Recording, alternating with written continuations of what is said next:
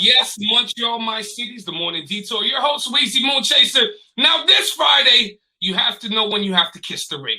You have to know when royalty is in the building. I am so excited this Friday. She is a Black businesswoman. In 2015, she became the first Black person elected to represent the federal riding of Whitby, Ontario.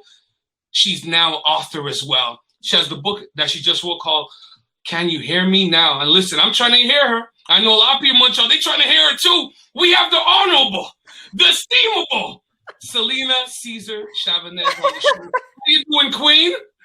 I'm good. I didn't actually think you would use the whole honorable thing. You could just say Celina. I'm cool with that. Listen, you work hard to get where you need to get. You've done great things. I'm going to give you your flowers early. Now, yes. I want to let Montreal know I've been waiting for this interview for a couple of weeks now. A couple of weeks waiting for this.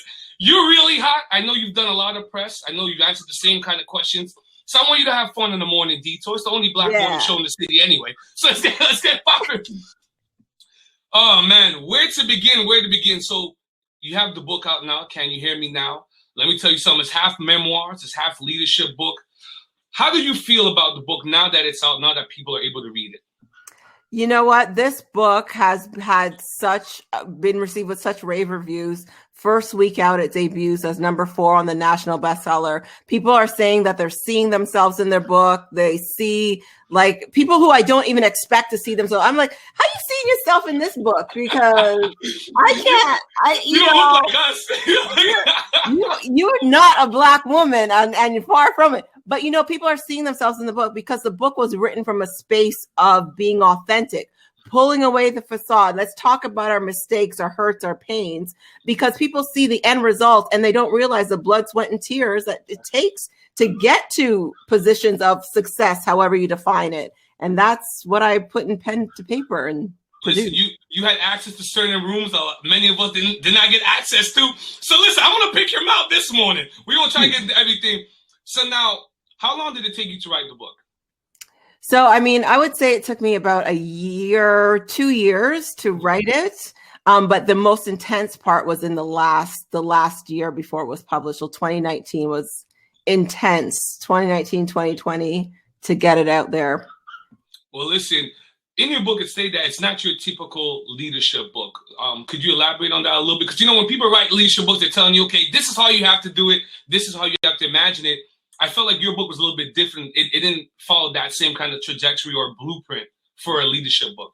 No, it didn't. And I did that intentionally. I wanted people to understand, like, when we think about our experiences, we tend to write leadership books based on, you know, the successes, the triumphs, all the great things that happen.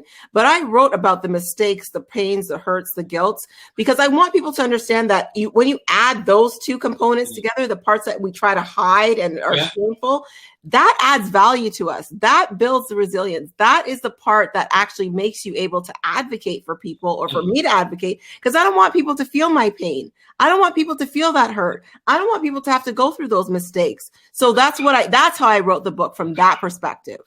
Listen, man, if you can save us some of the trouble, some of the trepidations, well, we have to get down. The book is called Can You Hear Me Now? Now, Celina, coming from Grenada, and shout out to Grenada. You're one of the first Grenadian Shout out to Grenada, 473 massive, yo.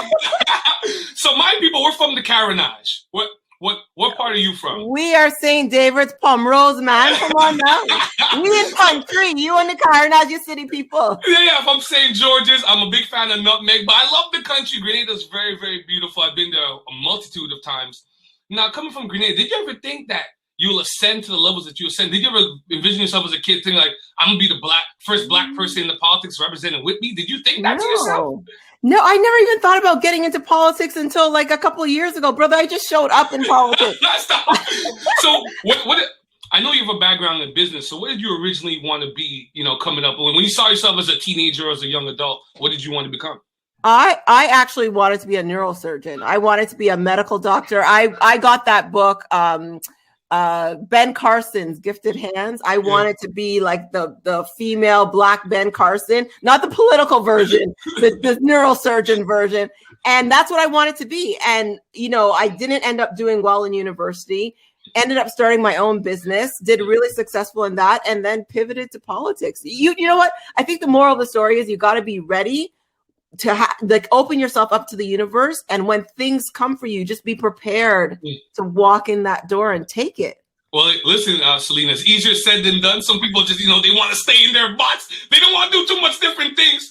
But you can see when you open up yourself, great things can happen. Yeah. Walk me through this politic experience. So who forced your hand to get into politics now? How did this come about for you to represent Whitby and then go on to Parliament? No, you know what? I was doing my MBA at the time, and there was a politics component of the program. Right. And in that politics component, I was just like, man, I could do this. And I became a member of the Liberal Party for the first time in February of 2014. Mm-hmm. Then on March 8th, International Women's Day, I got an email that said, do you know a woman who would be interested in running for the next federal election? I was like, do I know her? I am her. I'm that woman. And so I decided to just put my hand up and say, yeah, I'll do it. And I decided to run. So it wasn't a force. I wasn't forced into it. I just thought that this is a good way to get the political capital that is necessary to create equity in some of the business ventures that I had. What were some of the, I don't want to say fears, but what were some of your reservations as you go into politics? Because now, what a lot of people don't understand, in politics, it's very intrusive. You have the media you have to deal with. You have your constituents. You have people that are expecting you to deliver on certain promises. Did you feel a certain kind of pressure going into politics, knowing all these factors are going to kind of play into it?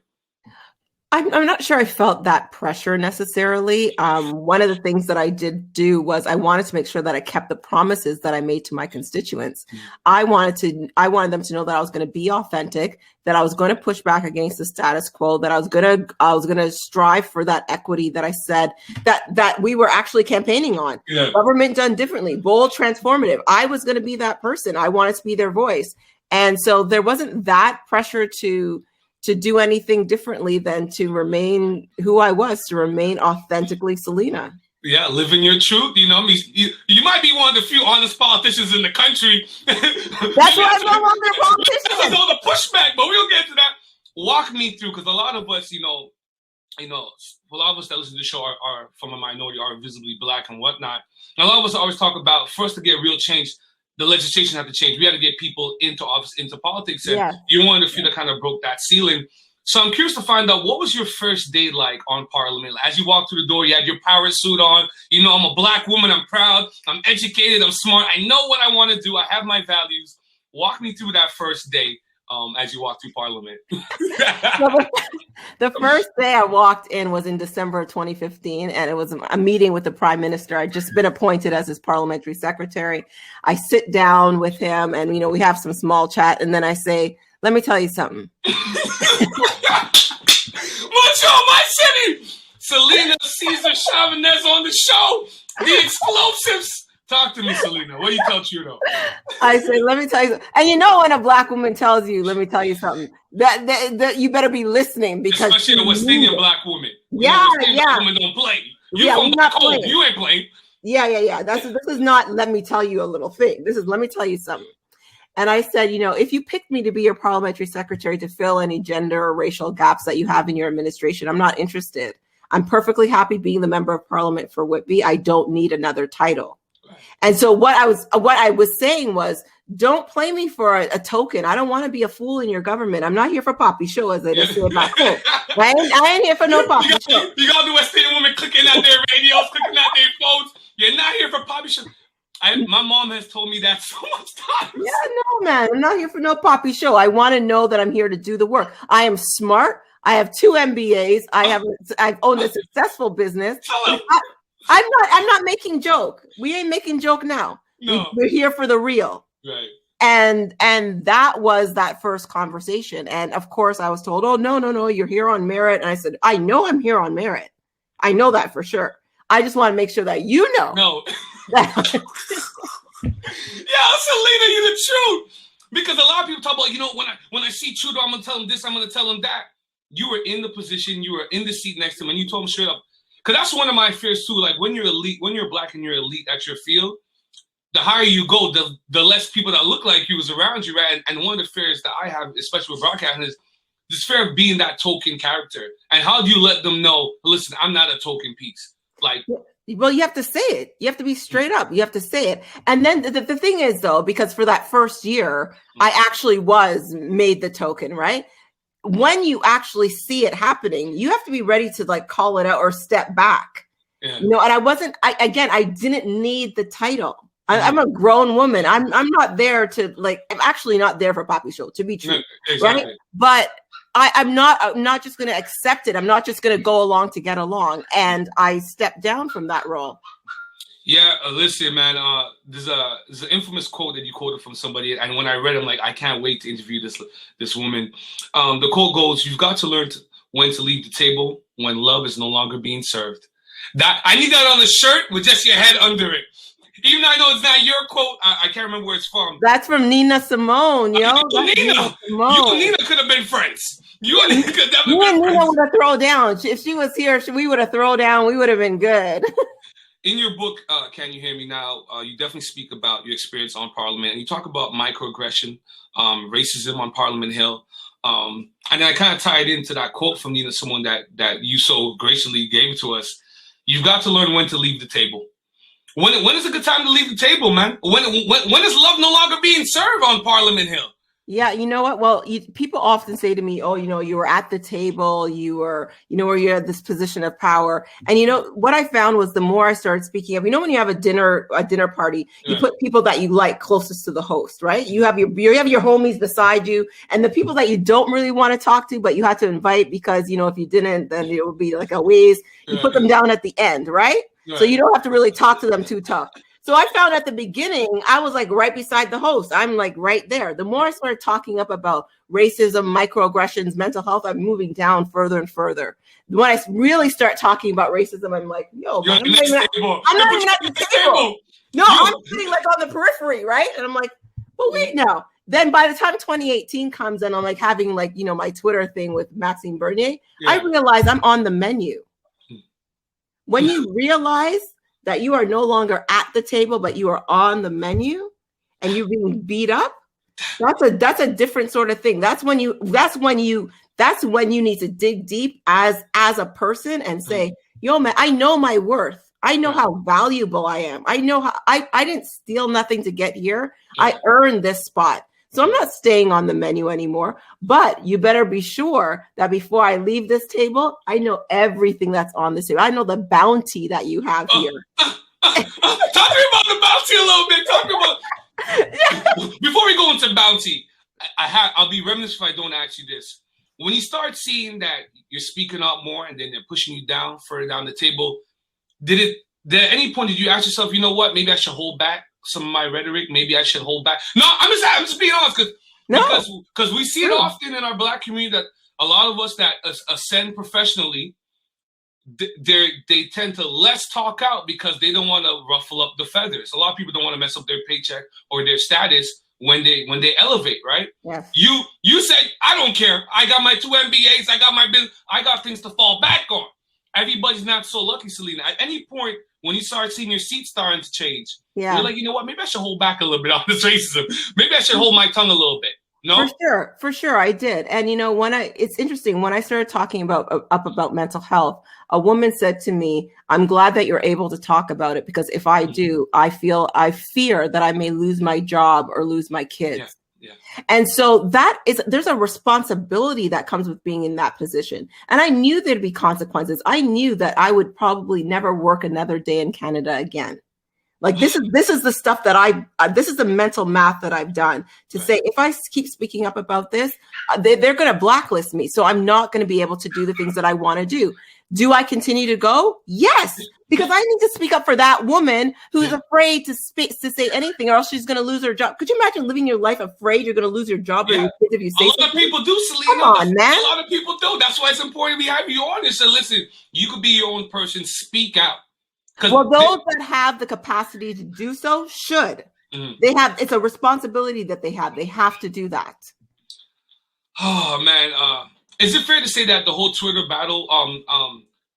Let me know if I'm quoting you right. You tweeted, "Please check your privilege and be quiet." Yes. Yeah. Please check your privilege and be quiet. Was that exchange, that whole Twitter beef, was that the straw that broke your back? Was like, you know what, I need to leave? Yeah, no. So that was in response to Maxime Bernier, who tweeted about that, who said, that the investments that we were making as a government in the Black community in the 2018 budget, the first time the Black community had been named in a federal budget, he said that investment was divisive and we should be striving for a colorblind society. And, nobody, so then the whole government is silent. Nobody's saying anything. So I'm like, dude, check your privilege and be quiet. Yeah. Like, you're actually contributing to racism by saying you want a colorblind society. And the thing is that nobody in my party actually stepped up and showed their mettle and said, it's one thing to say, I'm not going to stand with Celina. I'm not going to help her out. But it's another thing to say, I'm not going to actually protect the Black community in which we're making the investments in. They had an opportunity to say, no, Maxime, be quiet. No, actually be quiet. Take several seats. Because this is an important investment in an equity-seeking group in making sure that people we're not just making this investment because we feel sorry for them, because we've contributed generations of people, Black people in Canada have contributed to the economic, social, and political growth in this country. Yeah. We are making those investments. So take several seats with this investment is divisive.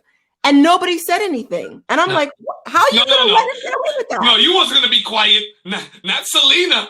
No. How did you feel, you're just saying that your party didn't come to your support and primarily Trudeau didn't come to your back end. Not until there was the hashtag Celina, right? That he came to your not rescue. Until Here for Celina starts to trend. So, people would say, well, Celina, he's the prime minister. He doesn't have time to call you or check in on you and stuff like that. But 3 weeks later, when Here for Celina started trending globally, when, everybody else was saying, no, you can't attack her as a racist because she's talking about racism. He should check his privilege. He decides at that point at 6:00 that evening, the phone call comes. I call you. Hey, Celina, are you okay? And at that point, I was like, oh, so your phone actually does work. All right. Well, I'm good. Okay. You'll ride with me when it's good, but you're not going to ride with me when I'm in trouble. Okay. I read somewhere that when you told Trudeau that you weren't coming back, that you were leaving, that he was yelling at you. Not you, Celina. Not you. He wasn't yelling at you. Child. Hold on. Not Mr. Trudeau, Mr. Smiley Face. Oh, he's a baby face. He's a nice guy. Not Trudeau. Yeah, no. Telling me that I should appreciate him. As if I didn't work. Misogyny is a thing, though. Misogynoir, especially, is a heck of a thing. And you have to understand, the life that I've had, that moment was the defining moment for me, where I just said, enough. When you actually say hashtag not today, that was a not today. And I'm talking on the phone and my husband's looking at me oh God, Lord, Trudeau, please stop talking. Please stop talking, brother. Because he knows certain Black women in the community, don't rile them up. Guy, I'm turning green, the Hulk, my shirt is ripping. I'm turning I'm going all Incredible Hulk on him. And it's who are you?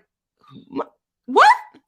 Yeah, not today. We were not having it that day. And, it was important for me to really stand up in that moment. We tell our children, we tell my daughters, we tell our people, to stand up for yourself. And what are we supposed to do? Stand up for yourself if it isn't a powerful name. Stand up for yourself if it's someone mediocre. Stand up for yourself if it's not a political establishment. Nah, you stand up for yourself 110 or don't bother at all. And in that particular moment, I either had the opportunity to stand in my values and my principles and say, no, you do not speak to me that way. I was elected the same way you were, brother. The same way you got here is how I got here. We may have different titles, but I represent 130,000 people strong. You don't dare talk to me like that. Let them know. You have to let them know. So, Celina, with all that said, how do you feel about politics now? I'm still cool. I want people to run. I want people to get involved. I want people to I'll go back in the game. Okay. I just can't follow this leader. I can't follow him. I mean, when you want to ride for someone, you want to make sure that you're able to like ride or die with them. He ain't about that with me, and I'm not. Love was no longer being served, so you have to go. You have to go. No doggy bag. You know what? Keep the drinks. I leave a no tip. My name is Celina Caesar-Chavannes. I leave a no tip. No, but I'm happy that you still have somewhat of a love for politics, and you let this situation kind of deter you, because other people they'll let that situation kind of deter them from continuing or pursuing this passion. We need to be there. We have brothers, indigenous brothers, Black brothers, filling our federal penitentiaries, not because they're worse than than anyone else. It's because there's racism in the system. The Globe and Mail did a report on this, bias behind bars. It is because of racism. Look at our child welfare system in Toronto. 9% of the population is Black. 40% of the children in child welfare are Black children. You want us to be out the game? We want to be out of politics? Are you mud? Yeah. Come on. When you see kids dropping out of school, Black kids dropping out of school, when you see how many of our women are dying with COVID because they're PSWs, you have to be political. Everything about our existence is political. We don't have a choice but to be political. So it's fair to say you're going to start your own party. What's going to happen? Now, I know I'm not going to be the first person to have this take. I know your husband must have nudged you a couple of times at the dinner table. Yeah, no, I don't. Hold on. Y'all ain't ready. No, hold on now. You know where I'm going. Hold on now. I'm looking at you. Like, okay, hold on. You're an author. You have 2 MBAs. You've already served on Parliament. I said, well, it seems to me you check off a lot of boxes here to be Prime Minister of the country. Ain't that a word? The more that you listen, I love my job. I love what I do. Celina, ain't that a word right Celina, there? what would it take for you to really take it seriously and be like, you know what, I could be Prime Minister of Canada? No, brother, I already take that seriously. That's not a pipe dream. That could be reality. Let there be a leadership convention. You better believe I'll be in there. My theme music, I already have it. It's like soca playing. People wonder what's going on there. Bacchanal of Parliament. Are you gonna bring doubles and bacchanal to Parliament? Yo, you need to be the next Prime Minister of Canada. All of a sudden, they're smelling curry down the hall in center block. What's that? You bringing fish cakes to all the MPs from different provinces? Yeah, man. Steak and shock, all kind of thing. You don't know. Oh my God. Montreal, my city. I've been speaking with Celina Caesar-Chavannes. She's a businesswoman, former MP of Whitby. She told Trudeau a whole bunch of stuff, but she told him the honest truth, and we appreciate you for that. Her book is called Can You Hear Me Now? I want to urge everybody to go buy this book. Celina, let the people know where they can purchase Can You Hear Me Now? Oh my goodness. It's available everywhere books are sold. If your local indie bookstore doesn't have it, make sure you tell them to order it. And then available online at celinacc.ca. Just cop a book there, man. Listen, man, I've been waiting for this interview for a long time, and it was worth it. You're an amazing person. And I'm when I do the intro of the show, I'm just gonna say I interviewed the future Prime Minister of Canada. That's all I know. We'll talk the real. Manifest it, brother. I don't see why not. I did read a news report yesterday that said that politics is still a man's world. It's still what they call an old boys club. Yeah, let's shake that up. Let's No, listen, man, shake it up. Celina, please come back. Oh, before I let you go, more books? Can we turn this into a play? What's going on? A little movie? Who's playing Celina on Lifetime? Yeah, well, that's copyrighted. Like that's privileged information. Can't release that. Just okay. Well, you and I will talk when I come down to Whitby. It's been a pleasure talking to you, future Prime Minister of Canada, Celina Caesar-Chavannes. Has been amazing. Her book is called Can You Hear Me Now? All right, thank you so much. It has been much love. Thank you.